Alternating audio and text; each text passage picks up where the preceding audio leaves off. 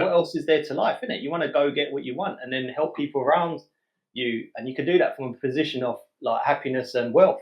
Hey everybody, I'm here with Jase Peri. How you doing, Jase? I'm good, man. How you doing?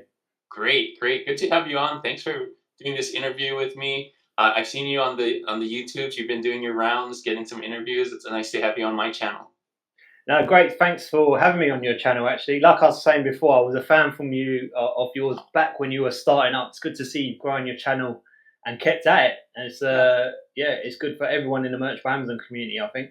Yeah, thanks so much, Jase. Yeah, thanks for being a fan, follower, and now colleague. We're doing this together. This is awesome. Yeah. For people that don't know you, I'll read a short bio, and then I have a bunch of questions that I'm going to do in the interview. Is that cool? We do the bio first? All right, so this is Jase. Jason lives in London, sold his MBA account for 6 figures, and his current focus is to build his KDP account to 6 figures a month. He works every day, but when he's not, he spends time with his family and in the Muay Thai gym. You can find Jase on Instagram, and he has a YouTube channel at Jase Peri. Jase, thanks for being on my channel, man. This is awesome. Thank you. And I know a lot of people are going to ask, and you've done these interviews with you selling your account, and that's awesome. All legal, by the way. But I think the other interviews you talked more on that one, and this interview, I'm not going to touch that, although that's great. That's awesome that you did that. But I have some other questions to kind of get to know you a little bit more. Is that cool? Yeah, absolutely, man. Absolutely. Okay. So if you want to watch those other interviews, they're on YouTube, and you can learn all about those as well. I think it's amazing, and it's really cool that you got to do that. And now you're focusing on KDP to build that up. So you already absolutely have some cool skills that you can build and grow. And I want to get into that on how people can do that as well. So first question, kind of get to know you. We already did a bio, but I think I want my followers to know your journey. So can you share with us your journey? Did you start off as a designer? Did you start off with Amazon merch? And how did you get into KDP? All of that stuff. Right, yeah. I've always been into like art and designing. Like I've been in big on illustrating and that sort of thing from a young age. So I think it was around 2017 the iPad Pro came out. You know, the one with a pen. Yeah, and I just bought it. Apple products. You see it looks cool. You just buy it. So I just bought it.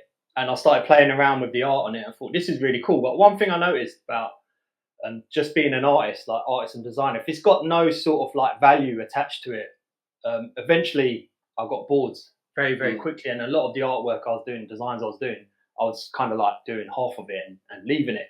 And so it was around that time that I discovered like Shopify. So I started on Shopify, starting to try to sell like canvases, t-shirt designs.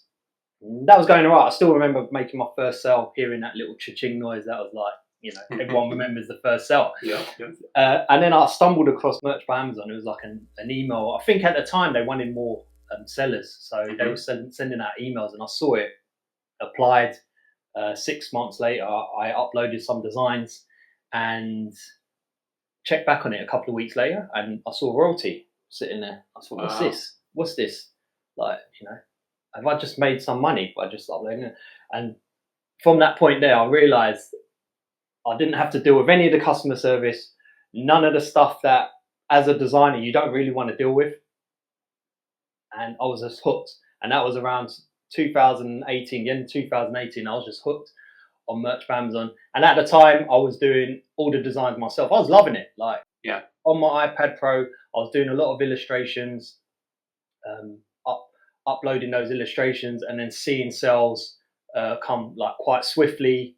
Back then it was a different game. Merch by Amazon was a different game. You can get a lot of organic sales quite quickly, and I was just hooked from it. For 2 years I just focused on Merch by Amazon. I did have KDP, but it was like more so chucking my Merch by Amazon designs onto KDP, which a lot of guys did back then. Low content, no content journals, that sort of thing. So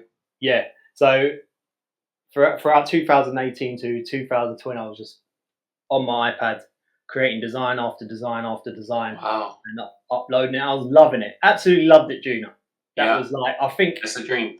Yeah, exactly. Because at the time I had some business that was very stressful. So this was kind of like, wow, I can actually make serious money and it's very like I can leverage this to make good money without the additional hassle of scaling a physical business. Like the physical business I had, if I wanted to make that much money, then it'd be a case of getting loads of employees. And this was a case of just jumping on the back of Amazon, doing what I love, and making money. And it did start to make money, and I absolutely loved those first couple of years of merch by Amazon. Yeah, man. That's so cool. That's very cool, man.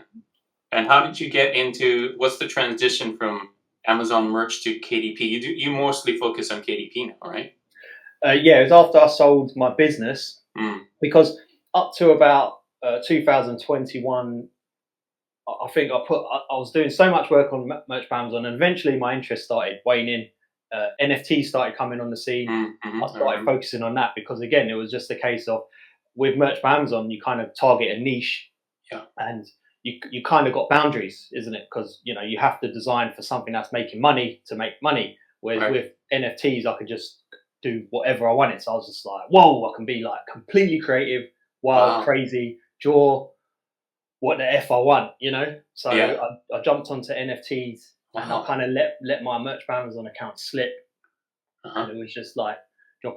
So I decided best sell this before it just dies. Yeah, because you weren't focused on it, so why not put that on the side, get some paid for that, and then focus on what you wanted to do at the time, right?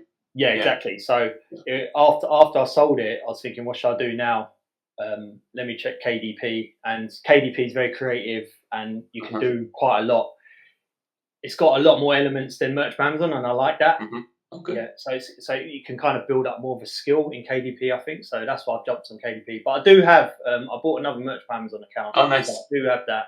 I do a little bit of work on merch by Amazon, but definitely more so in KDP now. Wow, cool. Very cool journey. I love that you got. I didn't know anybody personally that I saw people do the NFT thing, and I kind of wanted to do it, but I didn't jump. But it's cool that you got to experience that too while that was at the high point, and Yeah, exactly. I mean, at one point, because I made about like at the time you get paid in Ethereum. I was selling on the big platforms like Foundation and Super. Wow. I made around $20,000 at its high point. So at one point, I sold an NFT for I think it was just over $1,000. One piece of joy, which is super cool if you're an illustrator because like you're just drawing this stuff and someone's buying it for like 4 figures worth of Ethereum. So I was just like, I had massive goals for NFTs. I could see myself selling for like one NFT for like 5 figures, and then going for 6 figures because there was NFT selling for like 6 figures. Yeah, it was a crazy time. It was a crazy time, and then it all come crashing down, and it's like, back to merch by Amazon again. You don't hear too much about it anymore, but it was at the time it was pretty crazy. Okay, cool. Well, thanks for sharing your history. That's so cool. I'm glad that you got to experience all of that and share that with us. All right, question number 2. Do you still design, and what apps do you use? Okay, so for merch by Amazon, I don't design a lot. I do jump in now and again just to try some stuff out, recently I tried like 1 or 2 July 4th designs just to like try some skills coupled with like some new, like my ads knowledge. I've gained more ads knowledge over the time, so I'll jump in and just do like a one-off design and think I'm just going to focus on ads on this one-off design. But when I do my designs, I do use AI. Oh, good. That was going to be my next question, but go ahead. Oh, was it? I've jumped the gun there. But you're fine. Yeah, I mean, what do you think about AI? What do you think about it? I think it's definitely affected how many people are uploading designs onto merch by Amazon now. Because I personally know people that were doing like a handful of designs, and they've got high tier accounts, and they literally at the time when Midjourney came out doing like hundreds, thousands. Wow. Like filling up their slots, just boom, boom, boom, and they created processes so they didn't have to do much. Now, Amazon's not stupid, so I think because with all these designs coming on, they still want quality for the customer. So I think AI is good but you still got to know like how to make money on Amazon without AI because it's a tool. Just because you got AI and you can do 100 designs doesn't mean you can just pick any old niche. You can just do it. pick any old niche and apply any old ads and just do the scattergun approach. I think it should be used for more intricate details. You can do a really good design, but you still have to have good niche hunting, and you still have to, if you got ads, you still got to be really good at ads. So to summarize, I think AI is good and bad. Yeah. But just see it as a tool, and I think you'd be all right. Yeah, I agree with you. I think AI by itself isn't the answer. You still need to know, like, at the end of the day, you're designing for the people for something they want to buy. Yeah. And if you're just throwing out AI stuff, that isn't necessarily something they want to buy, right? Yeah. So Yeah. you have to think about something to create something, whether with AI or without AI, something that the customer wants to buy. Exactly. It's still a human at the end that's going to buy the design, isn't it? Right. So getting to know the niche and talking to that customer. Yeah. If you don't know how to do that, AI is not going to teach you how to do that. But if you do know how to do that, now you can create 100 shirts that talk to that customer quite quickly. Whereas before, I would spend like 3 hours to 3 days on one illustration, man. Yeah. Now I could do it in 30 seconds. Yeah. And to get back to sorry, I jumped the gun on the second question. Jumped all over the place. Me too. I'm the same way. But you said you design, and you mentioned iPad, so I'm guessing you design on your iPad. Is it like with Procreate or something else? Yeah, predominantly Procreate. Okay. I was using InkPad as well for the vector stuff. Okay. If you want to create your own fonts, stuff like that, which I think is quite powerful, cool. Actually. Just touch on that. Like, there's only, in terms of tools, ideogram is quite good with the text stuff, but I would only use that to get a concept. Because it would create like a font that no one else has got. It's true. If you got a word there, I don't know, Bobber, Bobber, love cats and Bobber, whatever, everyone knows it, and it's created in such an intricate way on AI. But you export it from there. It's not quite good enough quality, I don't think, for a shirt to be printed out big. Well, you could do it, but you might get returns of bad reviews, whatever, blah blah blah. But I think if you can take that and then use some vector skills I use InkPad on Procreate, or even just Procreate, like you can just draw the font. I think there's a lot of power in that, because AI hasn't quite cracked like how to do typography so well at the moment. Right. So if you can get good at typography and a shirt that looks really cool and it looks like no one else has that font or the style, I think that's a good way to go to make money on merch by Amazon and keep ahead of the AI game. Yeah, love it. So you mentioned Procreate and InkPad, right? Did I got those two right? Yeah, that's the ones on my iPad that I use. Yeah. Awesome. For sharing those. I got to check out. I've used Procreate before. I haven't used InkPad, so I'm gonna have to put that. Show that and try it out. It sounds fun. What do you use, Juno? What apps? I usually use, so for AI, I'm using ChatGPT with DALL-E 3, but for designing, I mainly use Affinity Designer, which is kind of like an Illustrator. It's a vector based. I do dabble in Kittl and Canva just so I can, teach people how to use it, and I use it myself. They're really powerful. It's great. I use Canva mainly to get a lot of the different graphics. Remove backgrounds, things like that. Video. It's nice that Canva has some video stuff. So because I'm in YouTube, I can use some video clips. And Kittl has templates and really cool fonts and layouts, and so I use it for that as well. So I was using Kittl for a while. That's a very good software. Excellent. And I forgot to mention Canva. Yeah, of course I use Canva. Who doesn't use Canva? Why not? It's there. It's a huge library. Awesome. Like you can find any graphic you need on there. So it's amazing. It's crazy. The crazy time we live in, where all the graphics are. Everything's at your fingertips here. No excuses. No excuses. You have access to the world. You can make money right here. That's right. That's right. Okay, so you mentioned, I love this because you mentioned you started with merch by Amazon and grew it into a point where you could sell it. I want to ask you, what's your advice for those stuck in tier 10? I hear this all the time on my channel with my followers. I can't get out of tier 10. It takes so long. We both were in tier 10 at one point, right? So what are your advice for people now in 2024 to get out of tier 10? Yeah, it's a good question. I get it a lot as well. The truth is, it's tough at tier 10. Now it's tough. It's not when we were at tier 10. Like tier 10 back when we were at tier 10, you sold 10, you got out of tier 10. You were in tier 25. Like I tiered up so quick, I can't even remember tier 10 to tier 2K or even tier 5K, because it's just like it's like every 2 weeks I think they were tiering everyone up. Now it's completely different. So forget that.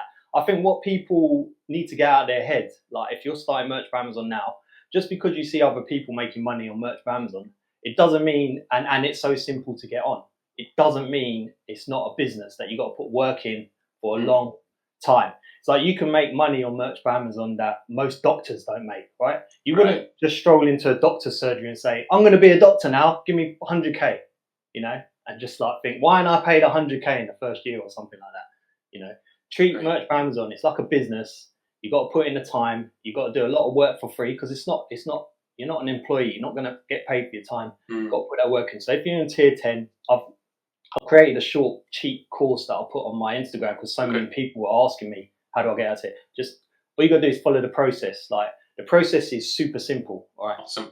The trick is to keep at it. Like the tangibles is there. Everyone knows niche research, keywords, upload. Everyone knows that.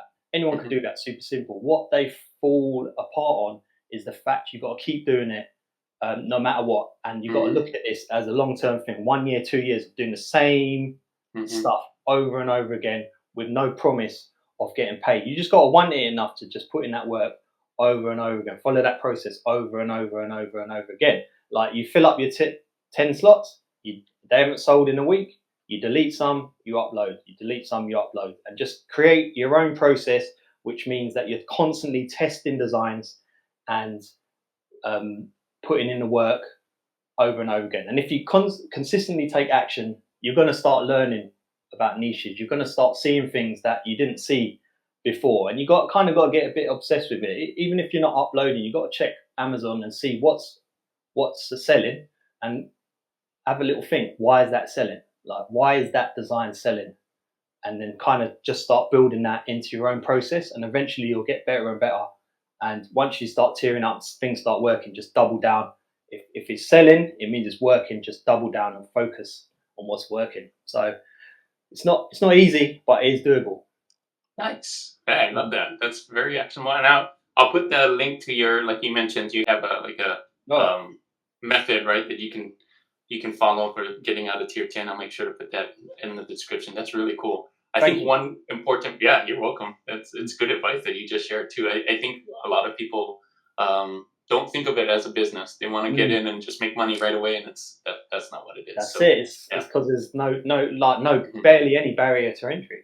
Yeah, exactly. Because they got on for free. They didn't pay for anything, and now they want money. I'm here now. Pay me. Like, no, man, it doesn't work like that. That's not it. You mentioned a little bit about getting into the right niches. Explain that. How do you find profitable niches? I mean, there's so many dynamics to this, I think, but I just keep it simple. You see what's selling, and then you just say, can I beat that? Yeah. Oh, yeah, simple. Simple as that. That's it. Next question. All right. Obviously, there's different dynamics to it, but it's kind of like, right. Here's the thing for you, because I can talk about my niches now, because I sold that account. Yeah, that's true. So in that account, I was heavily in the Black African American niche, right? Okay. And I was like 90% of my sales were in that niche, and I stayed in that niche. Okay. Like, and you know the unapologetically dope. Yeah. You know that's. So I was one of the first. There was one design there in text.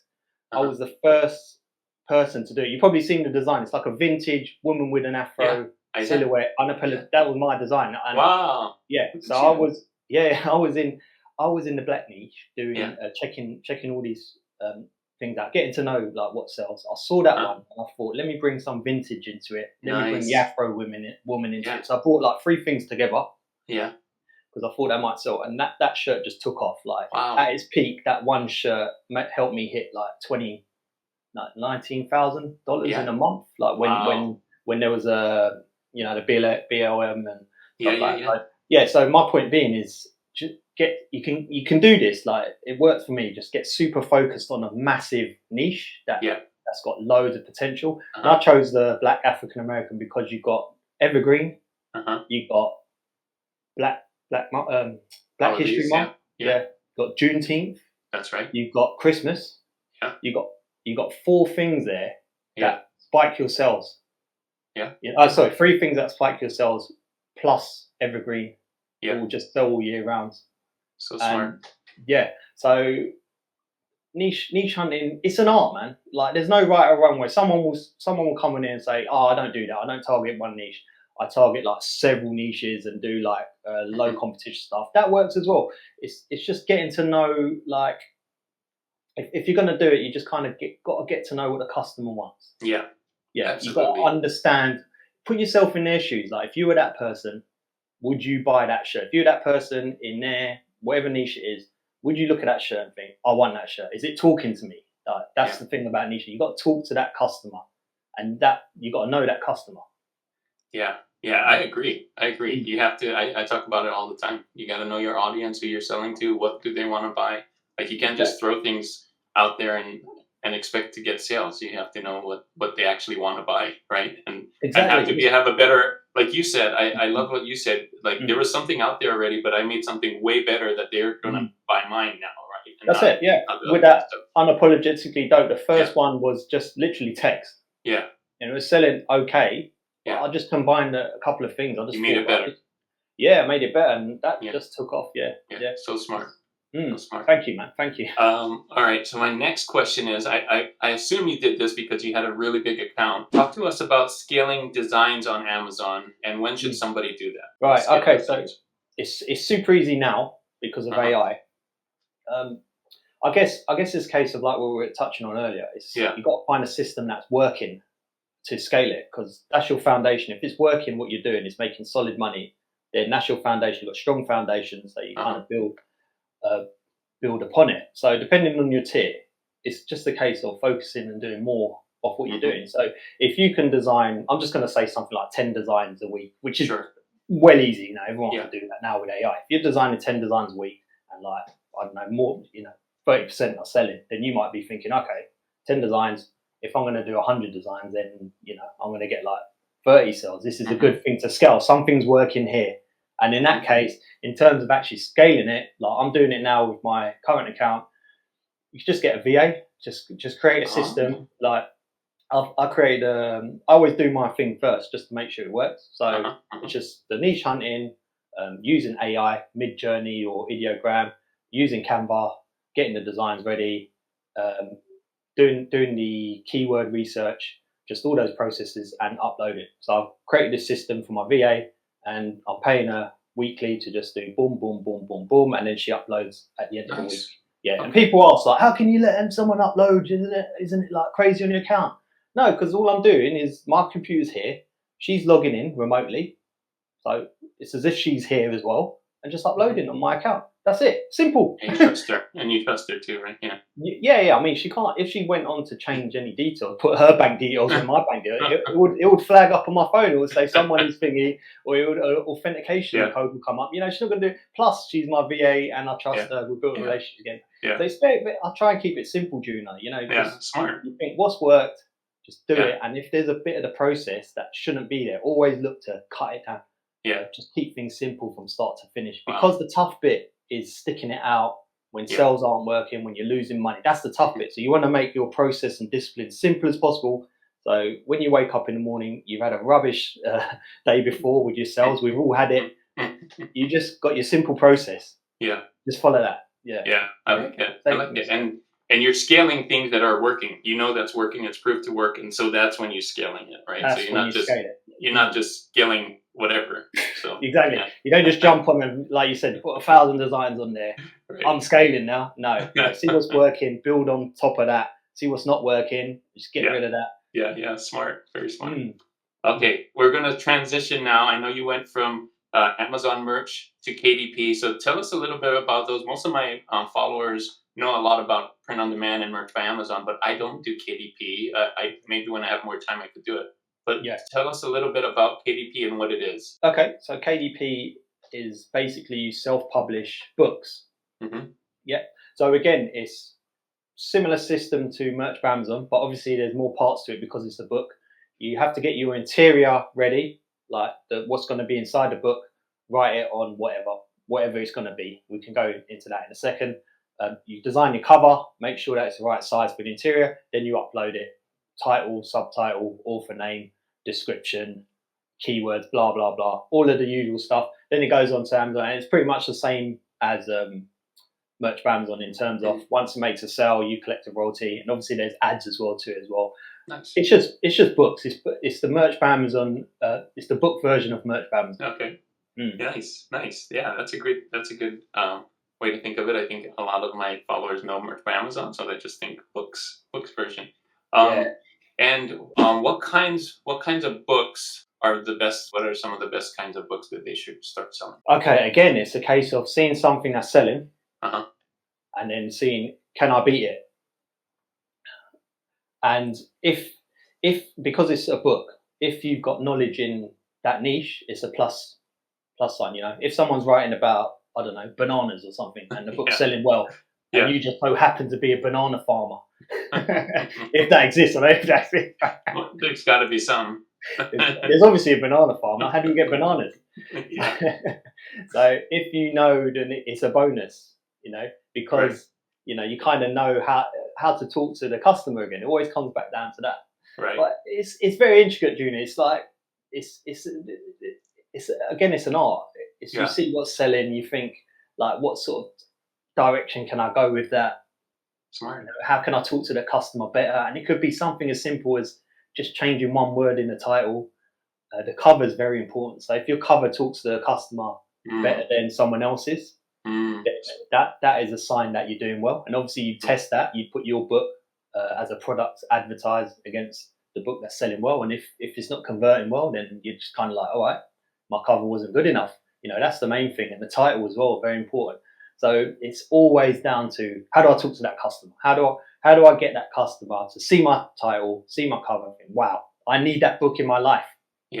Yeah. And these are real books, right? Like with words in them. These are not just like we used. You mentioned earlier back in the day they were low content books, but the books you're talking about actually has words and kind of a Is it a story, or is it a like workbook, or what is it? Okay, yeah. So it could be anything. It could be activity book. It could be a color book. It could be an actual proper word book, like an advice book. Okay. It could be anything goes with book. That's why I like it. It's very creative. Like it is you can't really try that no content, low content shit anymore, because you will actually get your account terminated. Really? That nonsense. Wow, they don't want it. I personally know definitely one person that got his account terminated because he had a load of these low content and low content books. And I would actually, sorry. Oh, that's the thing of the past then, because I remember when it first started, that was the thing, right? Like, do all your journals and low content books. It doesn't even have to have anything in it, and just the cover and whatever. And it worked. It worked back then. It worked. It worked, but not anymore. Huh? Yeah, not anymore. Not anymore. I think that was back then, and I think Amazon they've had enough of that, and they will actually terminate your account if all you're doing is that. So I wouldn't do that. I'd be more focused. More focused on a proper book. Medium content. You can do medium content. Like, I mean, I'm not trying to plug again, Junior here, but I've got a little cheap course thing that I create, like a PDF thing that shows you how to create medium content like fast, like within like 24 hours. Yeah, I'll put it in the description too. That's awesome. That's awesome. Because I think people need to know what can we put on KDP and what should I be targeting now that the rules have changed a little bit, right? So. Yeah, exactly. So you want to at least have something decent with some sort of unique design in there that's talking to the customer. Again, it comes back to the customer thing. I think as long as you're providing value for the customer, Amazon won't have a problem with you. So always look to how can I service that customer better than what someone else is doing in merch by Amazon and KDP. Yeah. No, nice, awesome. Okay, so I know at least for me, for merch by Amazon, I use ads, and we can use ads. And you mentioned you can use ads for KDP. What kind of price range are we talking about? So for example, on Amazon, I give a $5 budget for my shirt, and every so often I could get, spend $5 a day on a t-shirt ad, for example. What kinds of, what do you use for KDP? Is it kind of the same process, same pricing on KDP? I know books can cost more than t-shirts or less, or is it the same? Good question, actually. Let me think about this. Okay. Yeah, I mean, I'm doing quite aggressive Okay. ads on Okay. my book because my strategy on KDP is to go after the big sellers in the Yeah. US, Smart. the ones that are like 3K BSR and below.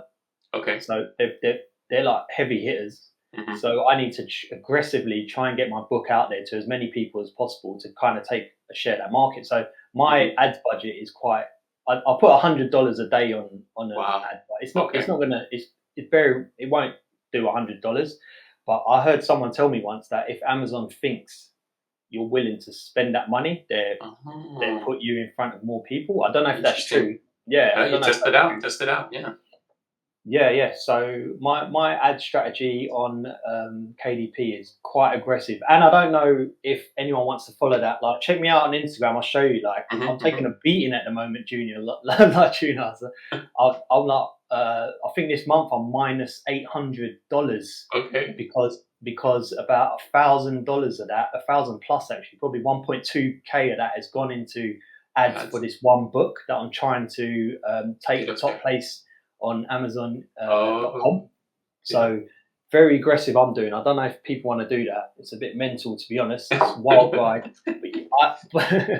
But you could totally do what you're doing. Like, if you're doing a medium content, you can even just do an auto ad, low click, 20 cents, Okay.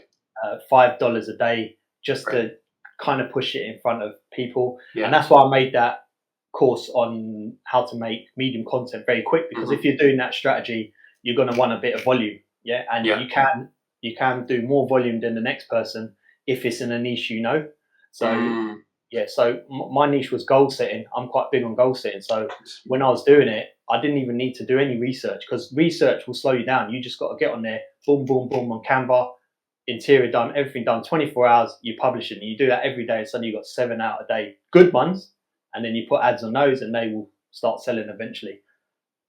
Yeah, I love it. Love the strategy, man. That's so smart. Cheers, And I man. love to see your journey. Like, see if that works.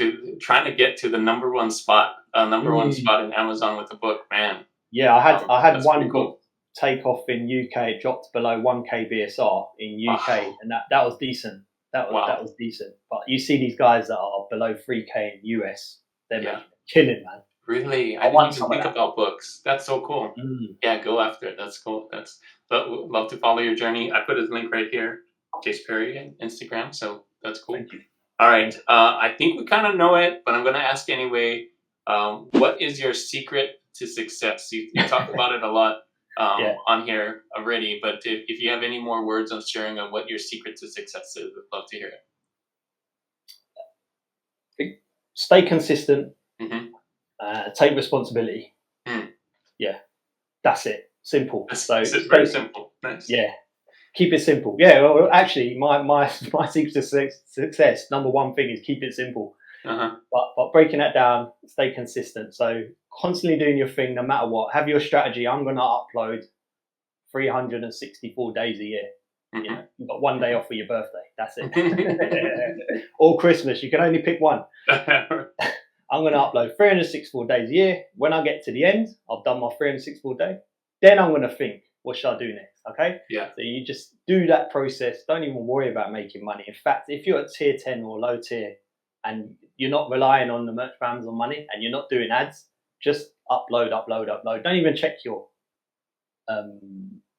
sales. Yeah. Do like months and then maybe check every quarter or something like that. Yeah. Just get into to love the process of being consistent over and over and over again. And by taking responsibility, I mean, if you're not making a sale, it's your fault. Right. Because the market doesn't take sides. The market pays whoever's doing what the market needs, right? So if you're not making sales, you can't blame the market, because there's people there making money. You got to think, what am I doing wrong? And start adjusting, and then go back to the consistent thing over and over again. Yeah, love it. Yeah, very simple. I like it. Love the strategy, and I love that you're talking about things that are under your control, right? Exactly. Uploading is my control. What I upload is under my control. So things that I can control, and just and so many people, you've heard it too. They've been in it 2-3 months, maybe even 2-3 weeks. They're like, "Where's the money?" I know. No, where's the money? I get DMs. They're like, Yeah. I've done this X, Y, Z. Why haven't I Yeah. been paid yet? What do I Yeah. do? Tell me what to do. It's Yeah. just like I can't tell you. It's simple. You know what to Yeah. do. Just keep Yeah. doing it, though. Yeah, Yeah. you just got to keep consistent. Right. There is no magic wand to this. It's like so simple. It is It's pretty super simple when you simple. break it down like that. Yeah. Yeah. Okay, I've heard you talk about in some of the other podcasts and stuff about goal setting. Yes.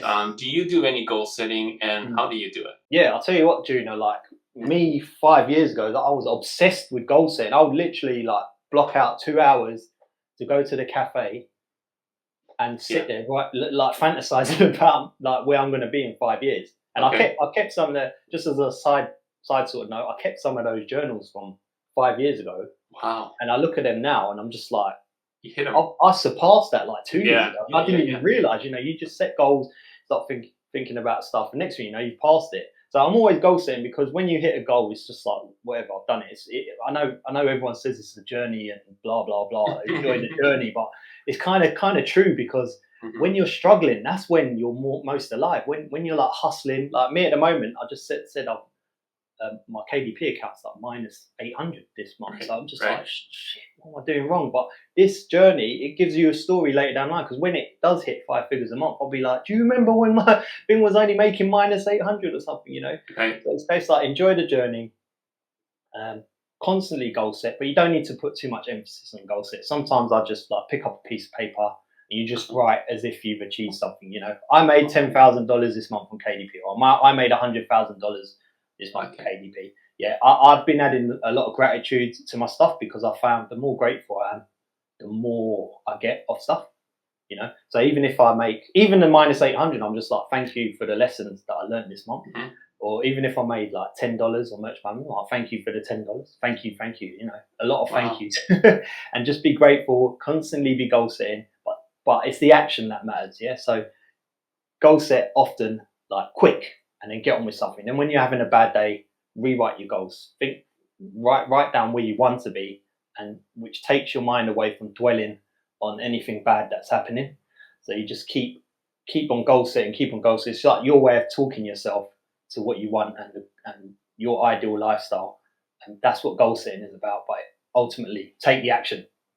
Nice. I love that. So it's not just. It sounds like goal setting mixed with motivation and positivity too, right? Like you're kind of getting yourself in a state where you're positive and happy. That's it. And Yeah. I mean, if you're feeling a bit like not motivated, if you just have a conversation with someone and all you do is talk about your goals, you will feel better after that conversation. You could even sit if you got no one to talk to, just write your goals and read them out loud. Just planting that seed in your head of where you want to be. Your goals will just lift up everything and boost you to do more, even if you're not achieving it now, because you're kind of projecting yourself into where you want to be, instead of where you've been or your reality now. You want to put yourself into that and talk to more and more people about where you want to be, and that will kind of bring more reality to it. I mean, the guys that I don't meet up with many people often because my time's quite precious now. I've got 2 kids. Yeah. And I'm very regimented with my time. Who I meet is very, very. I don't want to waste any time. So the people I talk to, the people are generally there where I want to be. So when I'm talking to these guys, one of them is making 7 figures in crypto. Wow. I do a bit of crypto. That conversation with him, he's like, I've done X, Y, Z. It's just his reality, of where it's not my reality yet. But I'm talking to him. It's his reality. My reality is going to shift towards that, and I'm going to start thinking it's normal to take out 6 figures profit in crypto.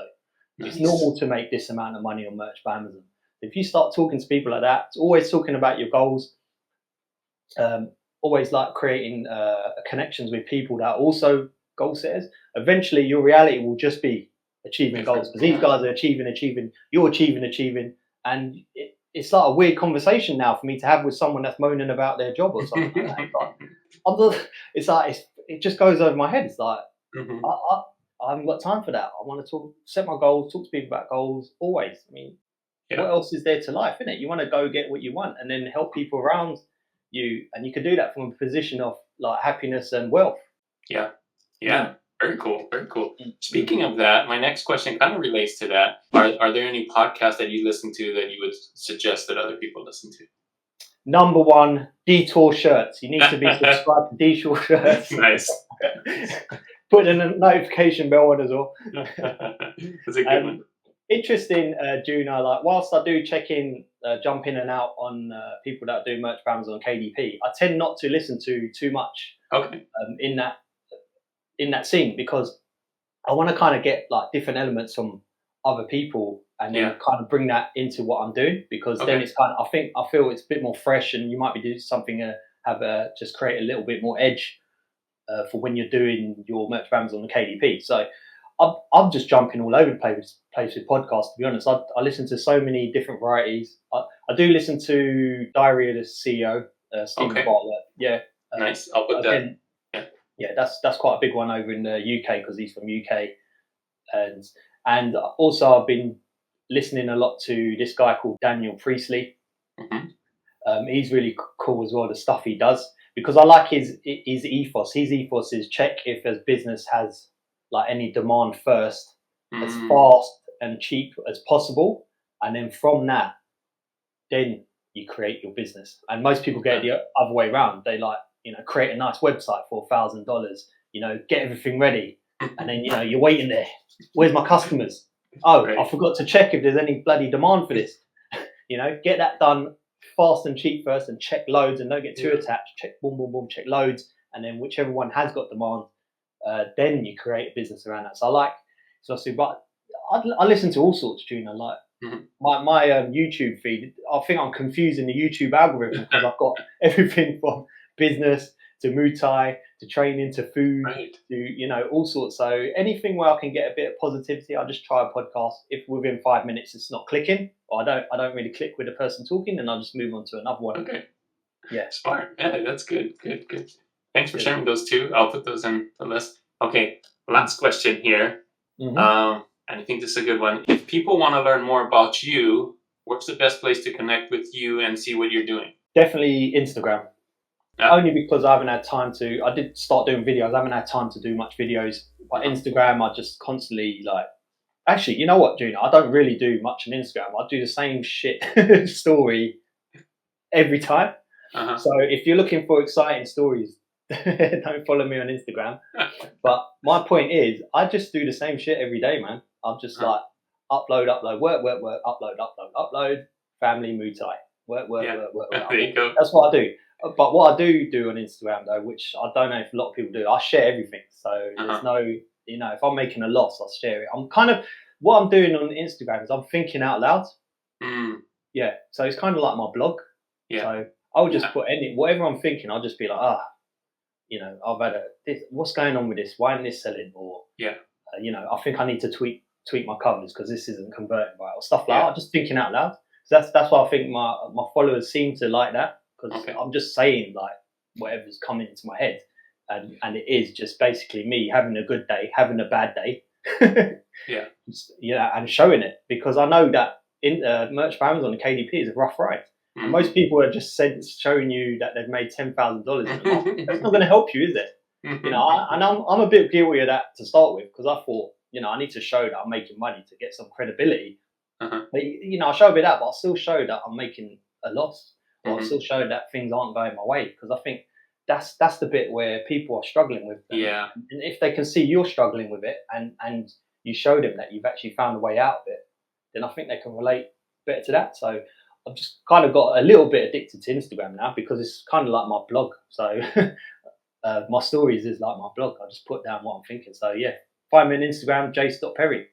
Nice. All right. Yeah, I love it, because it's real. What you're showing is like in real life, right? Like you're not just showing the highs, you're showing highs and lows. And I like what you said earlier when you said, I'm taking a loss here, but watch what happens later. And so it's kind of the story of like, can he do it? Is it the underdog? Is he going to take over the Amazon book? I think that's really cool to see if that's going to happen. So it holds me accountable as well. Right. If I'm putting it out there and I'm telling people my goal is to make 6 figures on KDP in a month. That's my goal, and I'm at minus 800 now. Yeah. It's I've got to kick myself up the arse, man, because it's like all these people watching me now. It's kind of like I'm telling people, and I always do this with my goals as well. I tell everyone about it, because it kind of makes me think, all right, no one likes failing in front of people, but you got to get used to it anyway. But you kind of gives you that little bit of oomph. Yeah. You know. Yeah. That's cool, man. That's cool. Yeah, I'd love to follow your journey. All right. Well, just to end it here, I'm going to put in the proven method. You talked about how to get out of tier 10, right? And you also talked about the KDP stuff. Anything else that you have that can help other people? I know the tier 10, get out of tier 10. We talked about the books. Anything else you want to? Yeah. I mean, it's a rough ride. If you're watching this and you're having a rough ride on merch brands on KDP, you're not nowhere near your goals, or even you're making a loss. Just remember that you got to go through these times, and it's all the little lessons you learn along the way. So hit me up on Instagram, because I've made it my thing to help at least one person a day, and I'm answering more than one a day, but I've made it my thing. So if you're having any troubles and stuff and I can help, then I'll do it. And nice. That's a little thing that I learned from a podcast, actually. One of the guys there, he said that we're in the wrong system, because if I was to help you, Juna, you might feel like you're obliged to help me with something, but you might not necessarily be the right person to help me. You know, so it's a case of just helping who you can, because I'm the right fit to help someone that's low level merch for Amazon. But they might not be the right person to help me with anything. So it's like I'm not expecting anything back from them. I'm just helping someone, and that's it. You know, I don't even expect to thank you or anything. I'm just doing it because I think you just help someone out. So hit me up on there. If I can help, I can. But just stick at it. It's a time game, you know. Yeah. It's a time game. Yeah. Yes. Yeah, thanks so much, Jase. I think this was a great interview with so much positivity, motivation, and how to do, like, keep it simple, keep it going. Love your philosophy. Love the way that you're thinking about these things, and good luck to you. I hope that you get that #1 spot. I think we're all rooting for you to get that book. Thanks for sharing your knowledge with us and my followers. That's so great. And thanks for having me on, man. It's been a privilege to be on your YouTube channel, and keep up the great work, man. Yeah, thanks so much, man. We'll talk to you later. Yes, thanks, Juna. Take care. Good to see you. All right, brother.